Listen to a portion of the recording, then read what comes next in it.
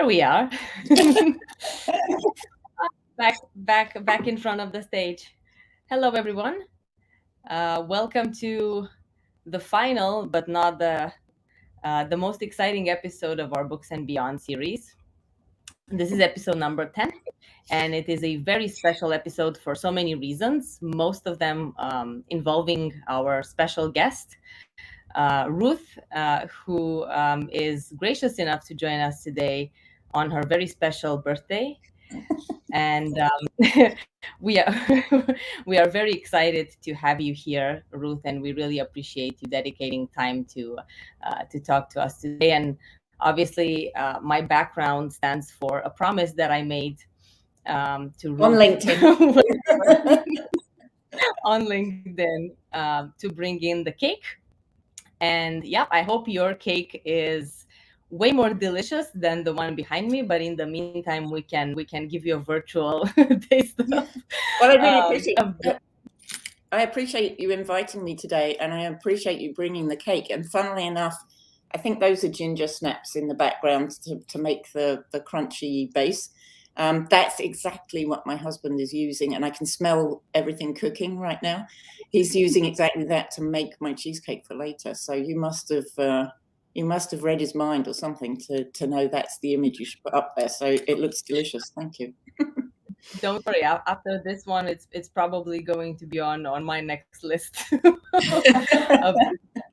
In the meantime, make sure that we keep you busy at least for the next hour or so he can prepare this amazing dessert. Yes, yeah. Well, actually, you're keeping me busy, and my family thinks you're keeping me out of trouble, so that's good.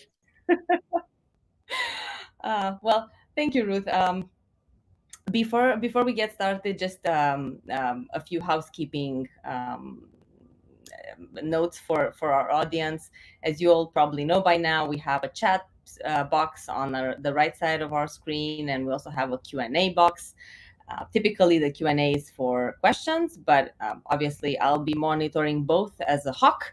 So no matter where you put your comments and questions, they will not be missed. You also have that impression emoticon down in the center of your screen. So feel free to let us know throughout the discussion how you feel, what else you want to hear. If there's anything else that we can share with you, definitely be vocal. We want to hear about what you want to hear.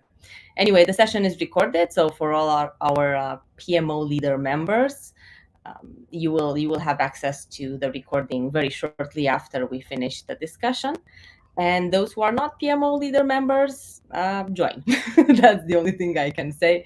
It is a wonderful community. Everything is free, and you get access to all these valuable resources that you wouldn't really get the chance to do otherwise. So it's an amazing community to be part of. Not that I'm biased, just say. But yeah, so that's pretty much it with this. And Ruth, I know people know you, so I think introductions are probably not needed. But is there anything that people don't know about you that you want us to know about you? Ooh. I suppose on my birthday, it should be something quite personal, right? Well, I was actually due on December 9th. I was born in the UK, and the plan was that I was going to be born in hospital. But we actually, unusually for back then, maybe it's not so rare now, but we had a really big snowstorm and my parents got snowed in. So I was actually born at home. And the doctor managed to get to the house in the terrible weather, and outside our house apparently was a 7-foot icicle, and we just didn't have that kind of weather in the UK at that time as a very common thing. So he and my dad broke off the 7-foot icicle, wrapped it in newspaper, and this doctor drove it home to his sons so they could see this enormous icicle. So people remember that day as being, deep snow and lots of ice and freezing cold. And basically, my parents and I lived in one room in our house for probably close to a month, because it was the only room that had heating. So everything was going on in that one room. So probably not what people expect to hear about my start in life, but I started as I meant to go on. Everything is always, as complicated as it can be. So. Yeah, I guess that we can think about it as endurance. Yes, definitely. And But I just sorry, Rich Meltzman is on, and he's in Massachusetts. I lived in Western Massachusetts. One of the reasons I moved from Western Massachusetts to North Carolina is because one winter we had 7 snowstorms in about 10 weeks. And the pattern of those storms was my husband would leave, because he used to travel every other week for work. He would leave on Tuesday morning. It would start snowing Tuesday lunchtime. It would snow all the rest of Tuesday and all day Wednesday. I would spend all day digging out on Thursday.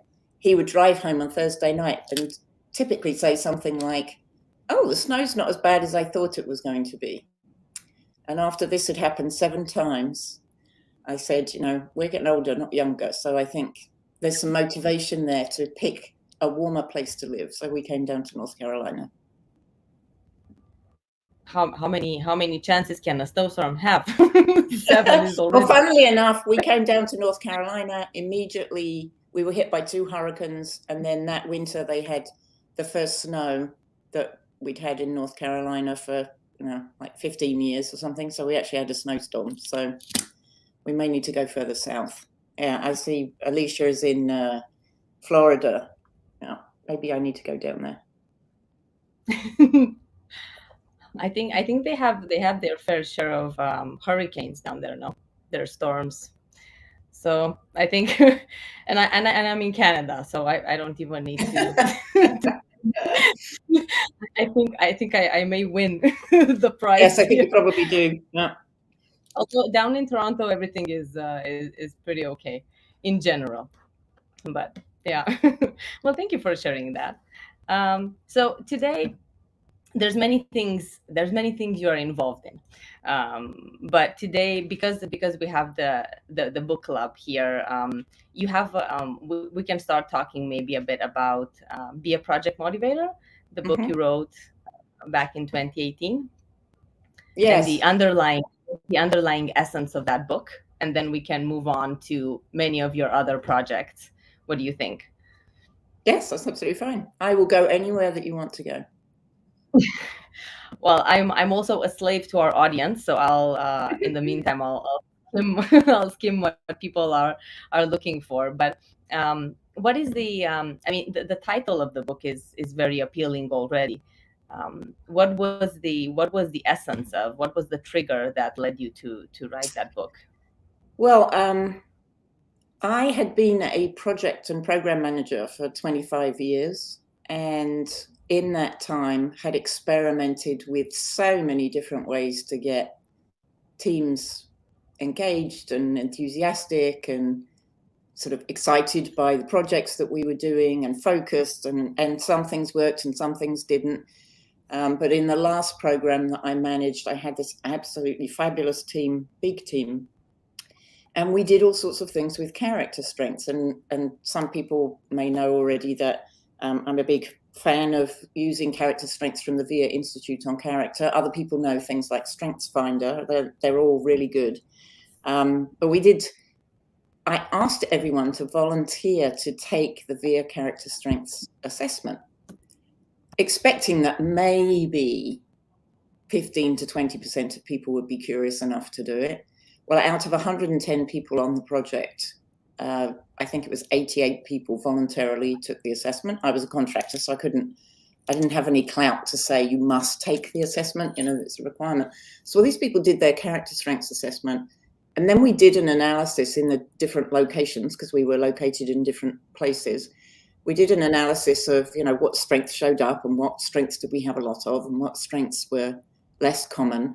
And people really started to sort of click with each other, because I think they had a really straightforward way of understanding each other in an entirely positive way. So there's no criticism in strengths. My strengths may be appreciation of beauty, bravery, curiosity. Your top strengths may be kindness, creativity, and prudence, they're all good. And I need access to some of the strengths that you have. You probably need access to some of the strengths that are higher for me. And so it's a very positive way of exploring our differences and similarities.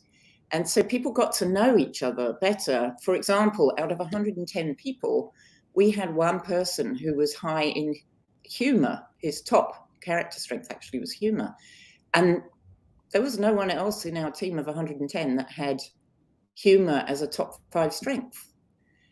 And that opened people's eyes to some of the communication challenges that we were having and things, because people would take him very seriously. And quite often he was being sort of playful and was trying to ease into a serious conversation with a little lightheartedness. And so people really sort of saw each other, and the team really bonded. And when I left that job, several of the team members said, you should write down what we did.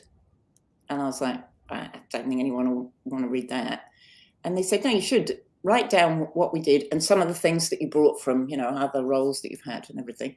And so that's how this book was born. But it was a series of crazy coincidences, because I drafted out some content, and then I went to a conference in Montreal, actually. So I was up in Montreal for a positive psychology conference, and the venue we were at didn't allow vendors to sell things, but they had given permission to one book publisher to bring their books and sell them at this event, which was unusual.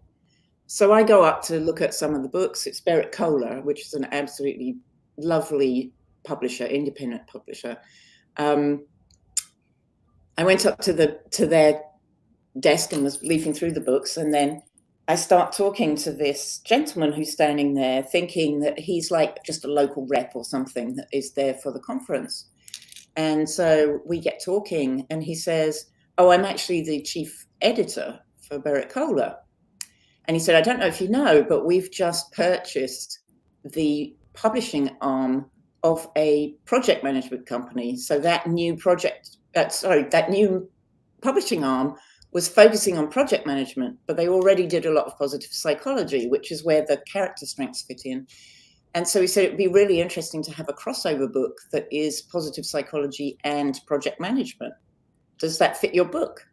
And I said, well, yeah, it does, actually. And he said, so send me some stuff. He sent me a questionnaire to fill in, very detailed questionnaire about who my network was and all of that kind of stuff. And lo and behold, 5 months later, I had a contract with them to actually write the book. I had an editor assigned to me.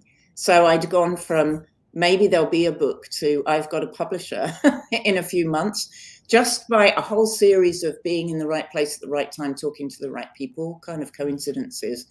And so that was how the book came about. That's awesome. Well, sometimes these coincidences can be, they might be involuntarily planned, I guess. we sometimes we tend to do things, and then we figure out when we look back. I find that we look back and we actually knew where we wanted to go, Mm-hmm. but we may not have thought about that at the right time. Right. So maybe well, I think the other thing is, the other thing I would say is it all comes down to pushing yourself out of your comfort zone. Because when I first met Neil Mellay is his name. When I first met the editor and he said who he was, my first instinct was, run away, because there's this senior person from a publisher, and I don't know anything about writing a book at this point, and I only have the vaguest idea of what it is that I want to put together in a book, and so it didn't seem like the right time. And then I thought, well, when am I ever going to get this opportunity? Typically what would happen is the publisher would be there and they would have hired someone local to represent them, but it wouldn't be a senior person from the publishing company. And so I thought, well, I've kind of got to grab this. Even if it goes wrong, at least I'll have tried. And so I did a whole series of things where I sort of pushed past my reluctance to do it, or that feeling of, oh, if only this was in 3 months' time when I had more of the book ready, this would have been perfect, that kind of thing. I was like, it's now or never. So I need to do it. And that was a big learning thing for me, was that idea of focusing on the opportunity that's in front of you rather than wishing it was a different opportunity at a different time. I mean, you can still wish it, but just take what you get. That's so good. Right. So, did you write it by yourself? The book? I did, but with a lot of help. So I had various people who read different sections of it for me, and I had an absolutely fabulous editor. So at the time, things have changed a bit because of COVID and all sorts of things like that. But at the time, what Barrett Kohler did, they're on the West Coast, they're in Oakland, California. And so what they would do is they'd fly the author in when the first draft of the book was complete. And you'd meet with all the team and sort of meet with all the creative people and all of this kind of thing. And you'd do a presentation explaining what the purpose of your book was, what the content was. And so they invited me out there to do that. And I sat down with and then you sit down with your editor and they go over, their recommended changes. And she's like, we always respect the author. We always, in the end, it is your decision what goes into the book. But I don't think this is the book you want to write. And so she gave me this whole list of things that she recommended I think about again and, consider changing. And my first reaction was, well, that's kind of a complete rewrite of the entire book. And I don't think I have that in me. I'm not even sure I want to do it. I was there was a day where I was just like, I put all that work in and this isn't the book.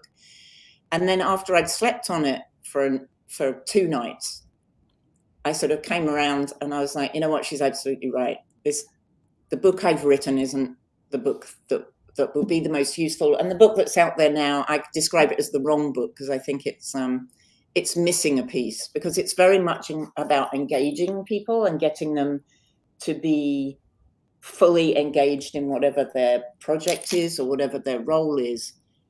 I think what it doesn't cover is how to be deliberately disengaged. So I'm very interested now. Some people know that I'm doing a lot of work around the topic of burnout.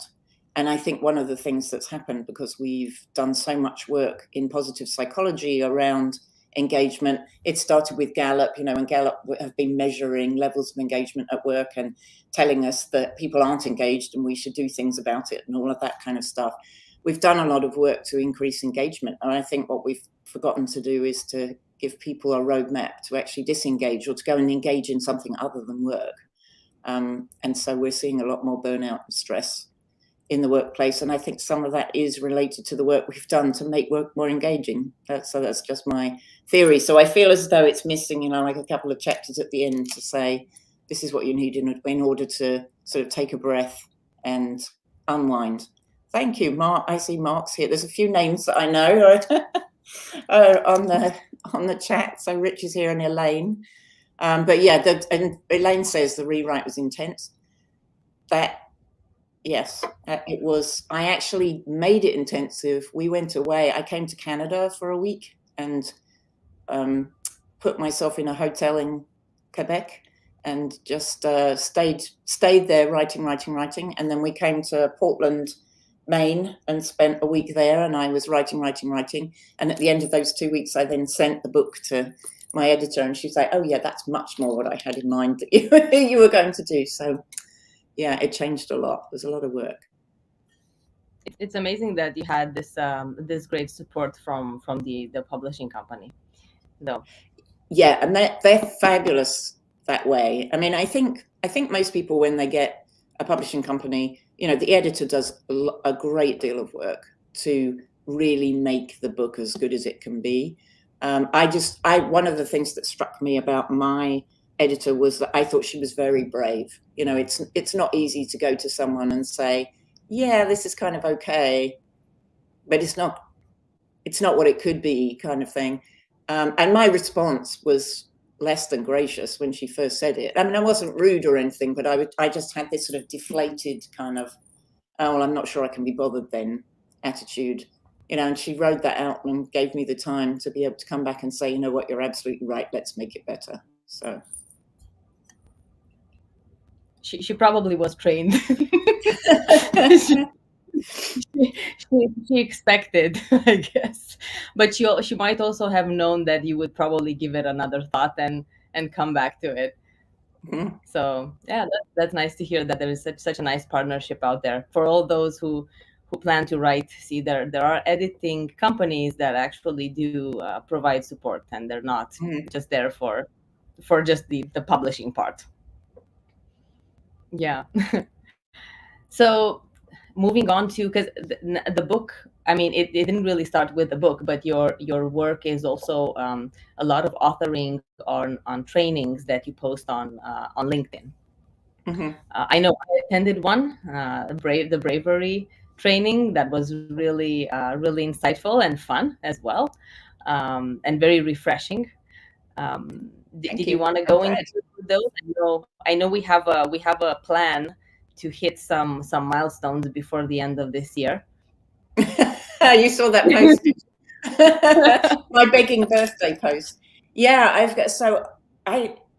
it's another series of coincidences. Gave me the opportunity to be a LinkedIn learning instructor, which is fabulous. I mean, just as the publishing experience with Barrett Kohler was absolutely amazing, the experience with LinkedIn Learning has been amazing as well. And that started with somebody who's already a LinkedIn Learning instructor making an introduction for me. And we got talking, and they introduced me to someone who's a content manager, and she and I got talking, and she was very interested in the topics. So you see that Rich has said in the chat there that the book literally talks about the elephant in the room, power skills, how we interact with other people. And they were very interested in having some courses that were more focused on that. They had some pretty technical project management courses out there, sort of 101 project management and how to use tools and processes and all of that kind of stuff. But they were interested in some of these human skills, as I like to call them, not soft skills, because there's nothing about them that's soft. And so the first one was based on the book. They took the book and we sort of trimmed it down. But what's so wonderful about LinkedIn is it's such a professional development process. I mean, some of the people who are on the team and actually part of the production team are listed in IMDb because they've worked on movies that we know and recognize and things like that. So, and just as I was starting to do this, COVID hit. And always in the past, people would go to LinkedIn studios out in California, do the recording in the studio, and then, if they would do all the sort of editing and everything and get the trainings ready. They went to what they call remote live action. So basically, boxes and boxes and boxes of equipment would show up at my house, and I would put them all together. And then we would have a day where the technical people would help me adjust everything, get the lights to the right height, get the sound working and all. And then I would sort of very carefully shut the door so that nothing got disturbed. And then I'd come back the next day and record all these little short videos. And it was a big process, but they signed me up to do 3 more courses, and I've got another one that's coming out. Well, actually, I have to write it before it can come out, but it'll be coming out in 2023 about motivational intelligence. And it's just been such a pleasure to work with people. So there's the original one, the Be a Project Motivator. There's one that I did on burnout, which was earlier this year, and that was actually the most popular one. There's one about mindfulness for project managers, and then the latest one is the one about building bravery and using bravery as a project manager. And all of them are geared to my tribe, which is project managers, because I as time goes on, I become more and more aware of just how difficult a job project management really is. And we're under such scrutiny, and we get so much criticism, and there's lots of measurements of the number of projects that quote unquote fail and things like that. And that's quite often sort of laid at the feet of the project manager, but it's such a complicated process. And there's so many lines of communication that a project manager has to stay on top of. So I think it's really important that we have tools that are geared towards tools and trainings and things that are really geared towards project managers specifically, because I think they have a particular set of responsibilities that are different, sometimes subtly, but different from other kinds of managers. And it's much easier if you've got something that has a project manager in mind than reading some of the sort of management and leadership books that are out there, or doing leadership trainings that are out there that are geared to someone with more authority. You know, we all know that project managers typically don't have much authority. And so you're always filtering, you know, oh, well, I wouldn't be able to do that. I don't have that opportunity, all of that kind of stuff. Having something that recognizes that framework for project managers and actually starts from that point just makes it much easier for people to learn useful skills and useful techniques, I think. So. Yeah, and I think that only by attending a few courses on LinkedIn myself, including the your bravery one, I think the LinkedIn platform is actually pretty. It's very easy and straightforward to use. Also, the fact that you have the snippets, I think it makes it accessible. You don't have to go through the course in one shot. You can, I mean, in the bravery case, I have to admit I didn't stop until I finished. It's captivating, and I like the fact that with each at the end of each snippet you were kind of planting an idea that would probably get an answer in the next snippet. So it was very engaging in that way. Yes, it's the keep watching mentality, right? Keep watching for the next bit. Well, it's interesting because LinkedIn actually changed their policy around that, because at one point they wanted people to be able to watch each video in the series almost as a standalone video if they wanted to. So you actually were discouraged from saying, you know, as we said in this previous video, or as is coming up in this next video, that you didn't do that and you didn't reference other courses. And then they realized that you want that thread, you know, it helps people to know that there's a thread that they're following through the entire course, so that they actually do, you know, that they don't drop it in the middle. So that's changed since the very first one I did. But you mentioned the goals that I've got. So the burnout one has been really, really popular, and I'm really happy about that, because people have written to me and said, you know, it's helped them think differently about burnout and be more careful about how they're spending their time and things like that. So that's been absolutely wonderful. So that's got sort of 53,000 views already, I think, since the middle of the year. But the other three are all right on the cusp of various thresholds, like they're almost at 10,000, or they're almost at 20,000, or they're almost at 2,000. So my birthday wish is that people will watch them before the end of the year and cross those thresholds, not because I want to cross the thresholds. I love the idea that, you know, someone out there might get something useful from each of these courses. And the messages I get from people, those messages make my day, because people will write and say, you know, this is what I learned, or I needed that in this moment, or this has really helped with something, you know. And it's so special to be able to do that, for people to be able to put out something that I really love and enjoy, and then hear that it's been helpful to someone. So that's my birthday wish. You hear that, people? Let's go in and check them out. I remember when you and I touched base a few months ago about having this doing this podcast together, and we were still planning the dates. You were the one who suggested to do this on your birthday, because you were very willing. You wanted to give something back on your special day. So yeah. I remember how excited I was. I was excited this morning as well. People were messaging that. I have a fabulous network of people for which I'm eternally grateful, many of whom I've met during COVID. So I haven't really met them at all. I've met them online. But in particular, I've got a network of women who are involved in project management in one way or another, called the PM Collective. They're a huge support. So people were sending me messages this morning. And of course, the question always is, how are you celebrating your birthday? And I said, I'm going to be doing a podcast. And everyone's like, you're going to listen to a podcast? I was like, no, I'm going to be a guest on a podcast.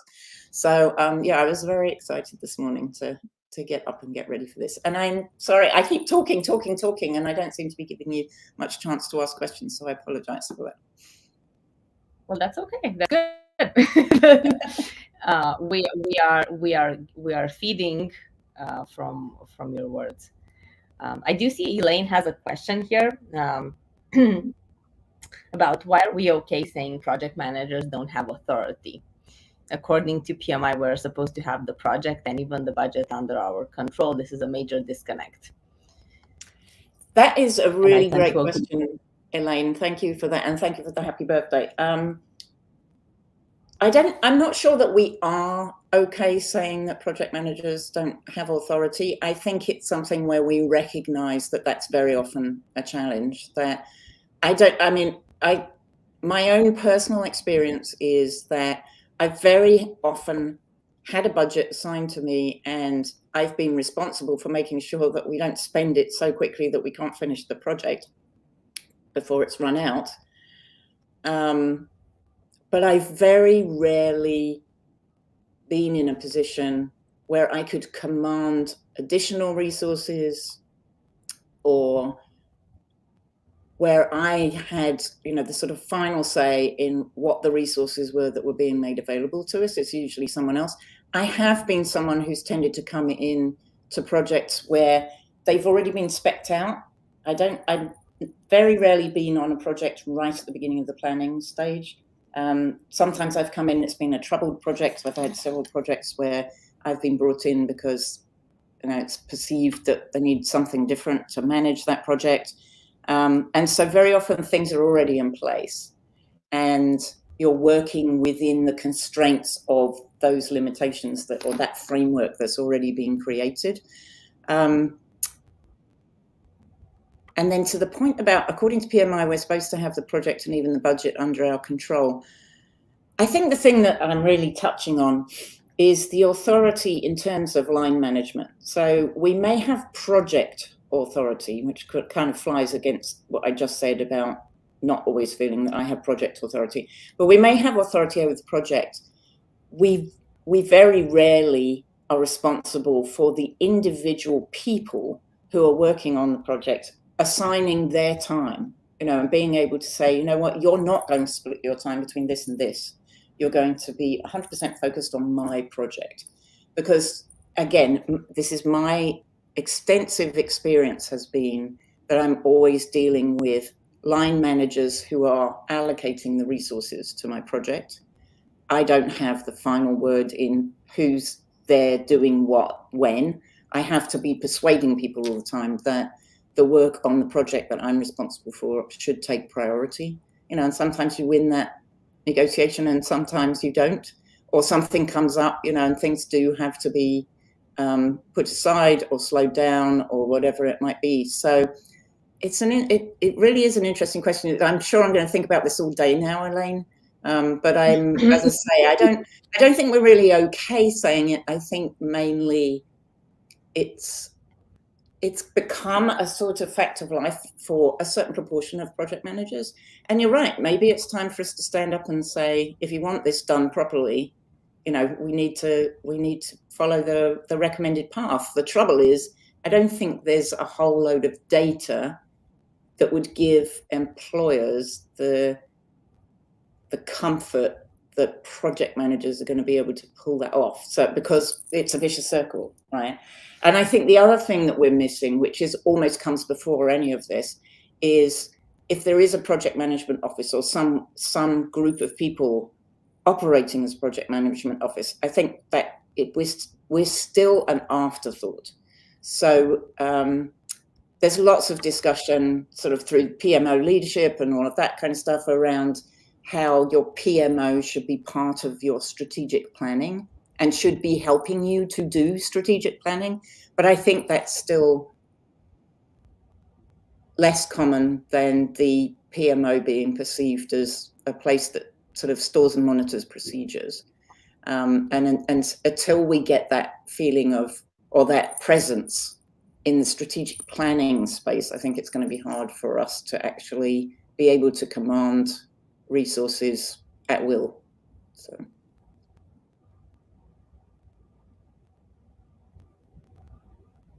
It was a great question.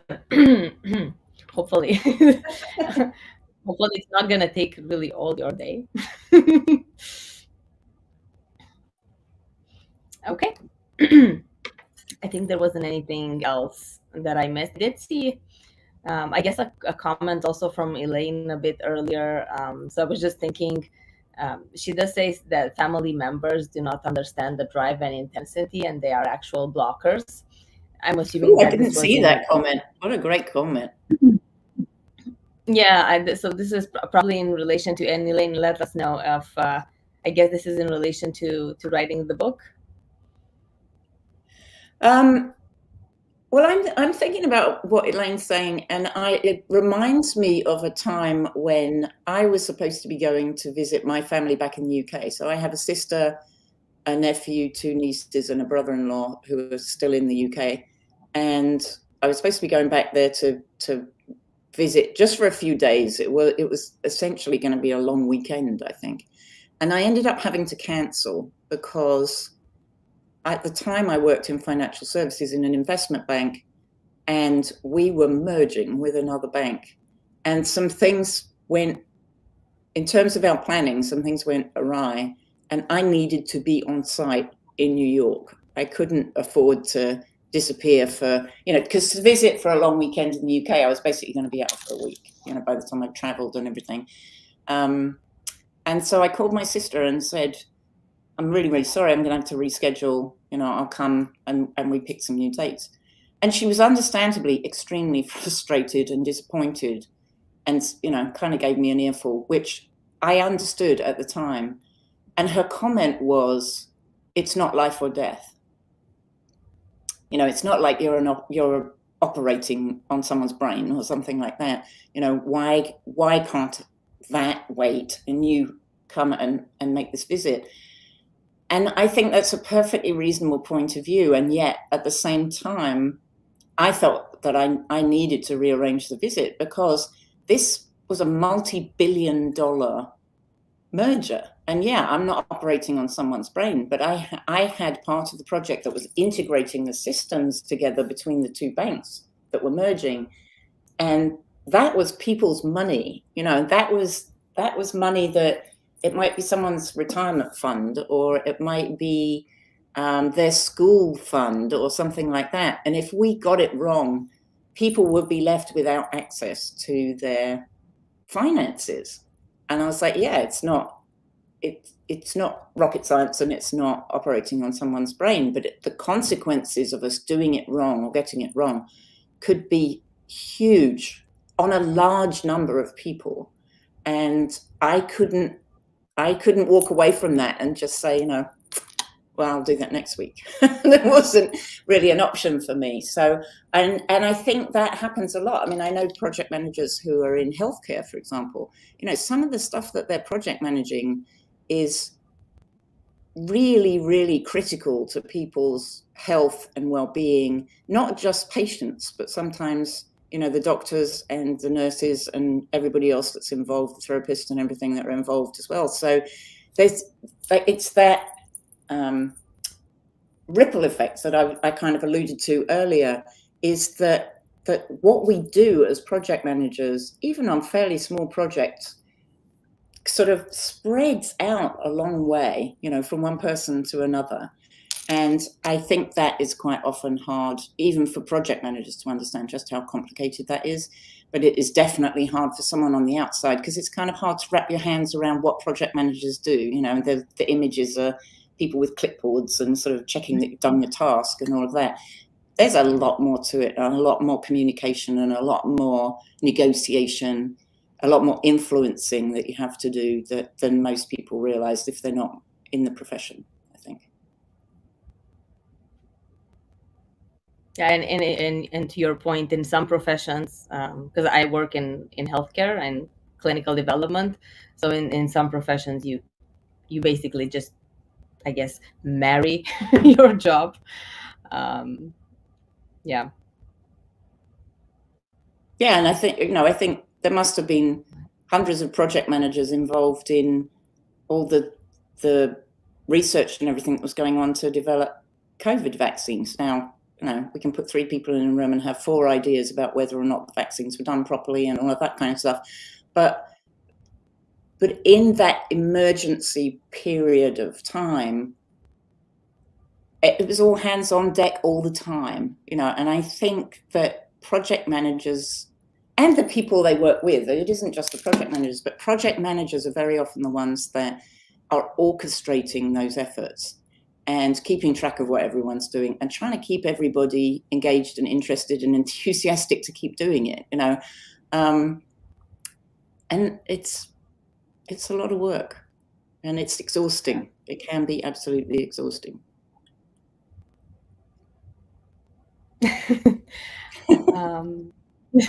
Yeah. But it's also, well, Debbie Downer here. Happy birthday, everybody. It's also rewarding. It is very rewarding. There is something really, really satisfying about completing a part of a project, I think, and actually, especially delivering something, even if it's less than perfect, you know, being able to actually say, this thing is complete and has been handed over to the customer, the user, whatever it might be. Or, you know, or completing a building. I mean, I think construction project management must be amazing, because at the end of the day, you see, you know, this giant bridge that's been completed, or a building that's been completed, or whatever it is. And yeah, I think it's an enormously gratifying job, but I'm more and more struck by how exhausting a job it can be. And it seems to be becoming more and more exhausting because we're asking project managers to accomplish more with less, as we are everybody else in every profession.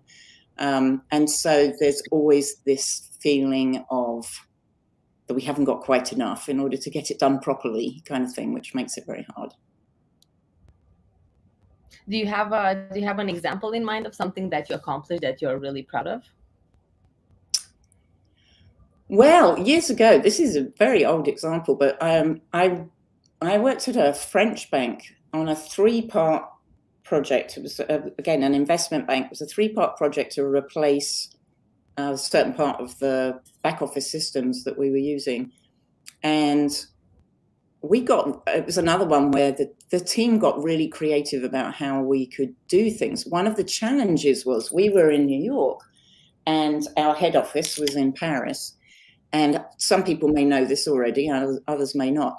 France is very strict about overtime and weekend working and things like that. And I think it's fabulous that they are, but it could get difficult because you can imagine when we're doing systems testing and things like that, and we need to be able to test stuff going back to head office. Very often we wanted to be able to do it out of hours, you know, so it didn't impact the business or anything like that. And it was very difficult to get access to our colleagues in Paris to be able to get them to, you know, validate the data we were sending over and stuff like that. So we would be maybe working long hours on the weekends, and then we'd have to kind of wait for them to come in on Monday and take a look, and they'd be doing their regular job and all of this kind of stuff. And in spite of all of those challenges, we managed to work around all these different things. We managed to come up with timings that worked so that we really did that follow the sun thing, you know, so everyone was doing their piece at a time that was okay in their time zone, and we just had things rolling along. And we actually won an award from PMI for the first phase of that project and the way that the project was run. And they came to it was Société Générale, and it was 2011 was the project, but we got the award in 2012. You know, and they came and awarded it to us, and we had a little sort of celebration with the team and all of that kind of stuff. And that really struck me at that point, how important the relationships were on the team. And that was, I'm proud that we managed to do that, you know, that we managed to make that work and that we managed to develop those relationships.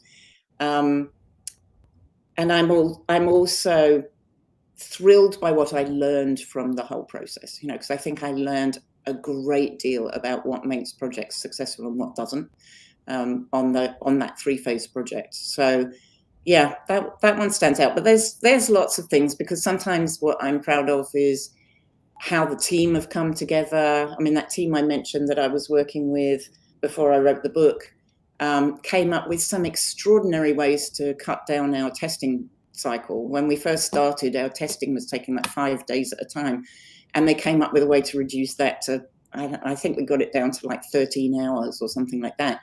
and it was just creativity and thinking out of the box that these people did. So I'm always proud of the team when they come up with these amazing ideas for doing things differently, when everyone's saying, well, we've always done it this way, there's not really any other way of doing it, and people can see through that and say, well, actually we could turn it on its head and do it backwards, and then it will be much quicker. So yeah, all of those kind of things. It's always the people, the creativity, the ideas that just, or the way they build relationships, or the way they interact together. That's what is always the most fascinating to me, and also makes me the most proud. Awesome. You just stole my next question. Okay. So you mentioned earlier about motivational intelligence. Hmm. And that is an upcoming 2023 project. But is there anything that you want to kind of, like a teaser that we can? Yeah, sure. Yeah. So as I said earlier, I'm blessed with an amazing network of people, and one of those people is based in Canada, Jeff Crane. He is at Trent University. Oh, I was blanking there. It's in Toronto, but it's Trent University. And he's spent the last 10 years researching emotional, social, and motivational intelligence. And he, under the advice of his professor, has developed an assessment and can actually measure our motivational intelligence. It's a competency. So what that means is that, well, it's actually a set of 3 competencies. What that means is we can both measure it, but we can also change it, because it being a competency means you can learn to do it differently. You can learn to apply it differently. And he was very focused on emotional intelligence and social intelligence, what we call sensitivity and sociability, first of all, and then got interested in measuring motivational intelligence. And in the process of his studies, did a lot of work using data from project managers.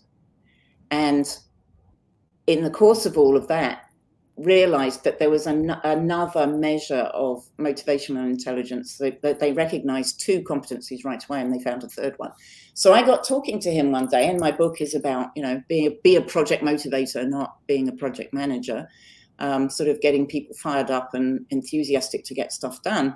So imagine my excitement when I sit down with Jeff and he says, well, we can measure motivational intelligence. And I'm like, what?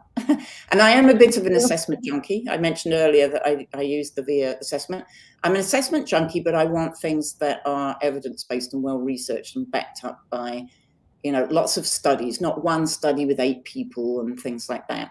And so it was fascinating to me that he had all this data, so much of it related to project managers, and that they'd come across this 3rd component of motivation, that we can measure it and build it and develop it. And I'm fascinated by emotional and social intelligence anyway, so that was great. So yeah, in 2023, I expect to do more work using the assessment, but also building out resources that will help people to develop those competencies the way they want to. I think it's very important for project managers to understand there's 10 competencies in total, and 3 of them are the motivational competencies, and then we've got 6 in the emotional intelligence area. 5 in the emotional intelligence area, and 3 in the social intelligence. And it's, I don't think my math works there, but we'll figure it out. I'll write an article that does the math properly, because I've just realized it can't be 10 if I've added 2 3s and a 5. So, but anyway, you get the idea.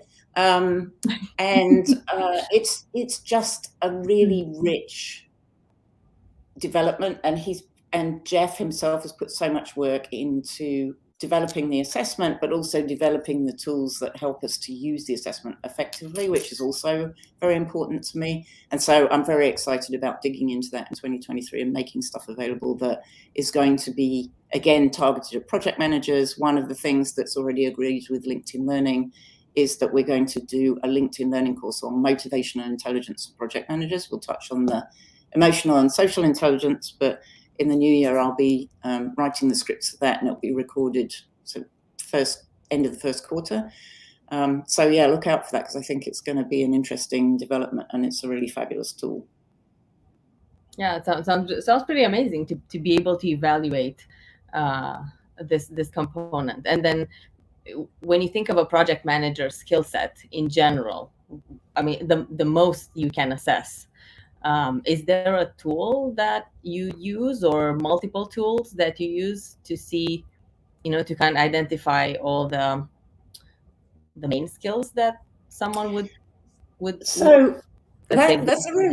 that's a really great question, because so I don't really focus on the traditional sort of tools and process aspects of project management. That's not my it's not my forte, and it's not where my fascination lies. I've got people in my network who are absolutely fabulous at all of that stuff with project process and teaching project process. Thank you, Alicia. So I focus very much on the human skills, because I think that relationship building is extremely important, and having the trust of people, being able to depend on people, having a relationship with them that means you can, call on them to go the extra mile if you need them to. So most of the tools that I use are really about optimizing the skills and strengths you already have. So I'm less measuring the skills than I am assessing, which of these character strengths come most easily to you, which ones can you use? And then you think about, how do you use them? Which of these intelligences are you high or low in? And one of the things that I find fascinating about this multidimensional inventory of personal intelligence is that there are advantages, whether you score high or low, there are advantages and disadvantages, strengths and challenges at each end of the spectrum. And so being able to go through and say, okay, this is an attribute that it seems as though, based on the assessment, this is how the answer came out. What are some ways in which this helps you as a project manager to accomplish the things that project managers need to do? And what are some ways that maybe these habits or beliefs or behaviors are getting in your way? So I'm very much focused on that. Who are you, and how do you use your most special qualities to be as good a project manager as you can be, rather than trying to come up with a set of skills or strengths or abilities that are required in order to be an effective project manager. There's the study that Andy Crow? Anyway, there's this study that's often quoted by PMI, that the best project managers are communicating 90% of the time, or something like that. That's what their job is. They're constantly communicating. And a question I've often asked is, are we doing it 90% of the time because that's really what's needed, or because we don't do it very effectively in the first place? I've known many project managers who look for a single way of communicating every detail of their project to every person who might be interested. And we forget that some people just want, a very high level outline. Some people want to know what's going right. Some people want to know what's going wrong. Some people want to know what tasks are coming up. We don't all want the same information. So thank you very much, Rich. I see that you're dropping off, and Alicia's dropped off as well. But thank you for all the comments and everything, and for being here. So I lost my thread there. I got distracted by Rich leaving. So yeah, so I'm very much focused on who are you and how can you put your best project management foot forward. So communications, that's right. How could that go wrong, Rich?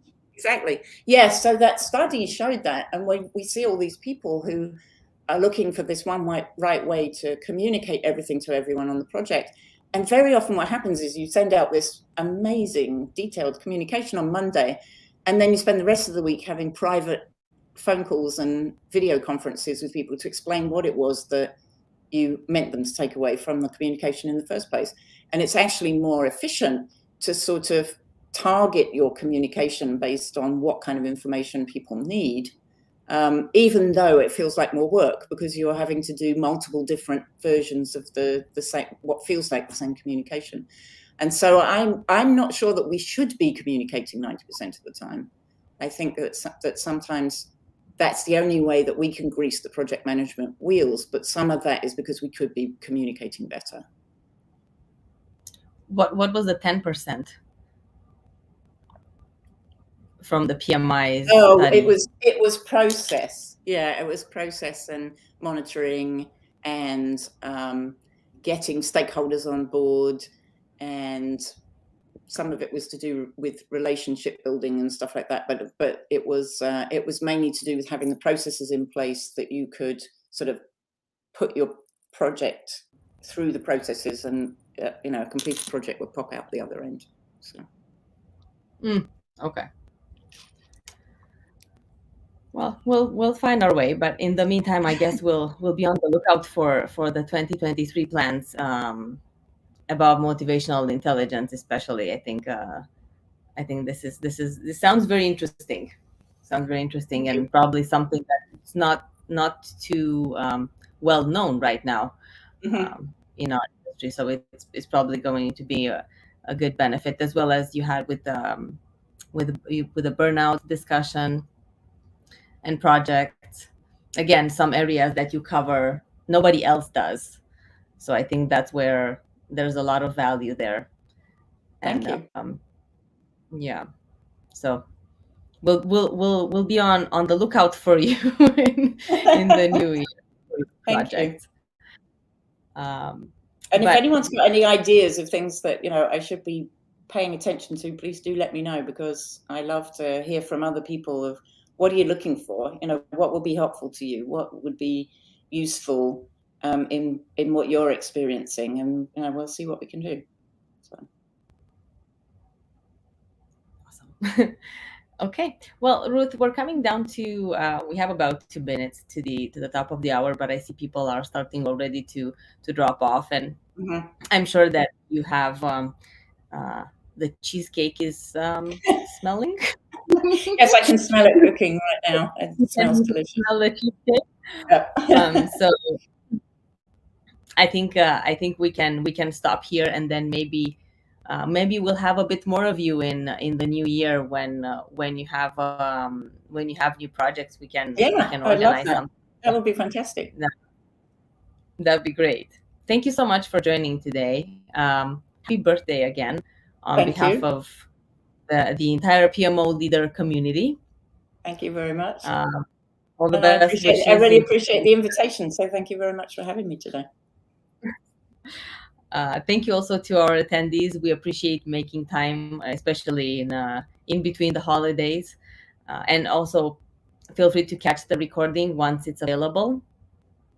And thank you for a great year of Books and Beyond episodes. It was a really great year, and we're preparing more surprises for 2023. So stay tuned. We're starting right after the new year. We have a new episode in January, so stay on the lookout for that.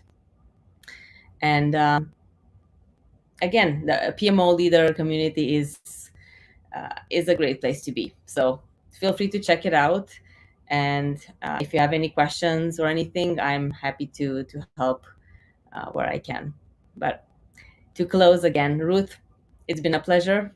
Thank you. And happy birthday. Hope we had a good impact. You did. You've got me all energized. I'm going to go off and do stuff now. Happy birthday one more time, and Happy New Year. You too.